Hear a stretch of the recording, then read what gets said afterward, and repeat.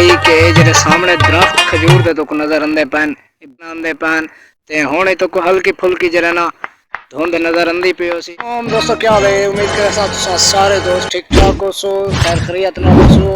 अगर चैनल ते हवे नवे जल्दी उलट कर दे सो ते आज दी वीडियो दा आगाज करने पेश इथो करें आए वदे से रड़ियां च मैं इथो वीडियो जरे ना शुरू कर। सर्दी जरिए ना हल्की फुल्की उए वे भीड़ जरिए ना माशाल्लाह खत्म थी गई है और अल्लाह ताला दी रहमत कही है जो धूप निकल लगी। आज दी वीडियो का आगाज करने तो पहले जल्दी मेरे चैनल को कर उलट पुलट ते नाल सब्सक्राइब वरना किरे नहीं।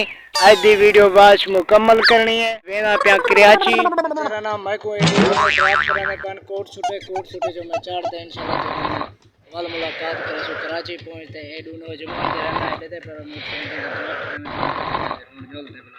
मलक बस ना पूछ यार कराची वञण दिल त नहीं आदा प्या पर तक पता तो है प्या गुरबत जरा ना बड़े सजन नाराज करवा देता। अल्लाह खैर करे कराची जो तो मलक पुजदे हैं तो ना बाट कापी ले सो दुआ करे सो सारे सफर जरा ना फिट फाट गुजर वने और बोलते कोट छुटे जो टिकट करवे सो मलक ओले बाद केरी बस होई तो निकले।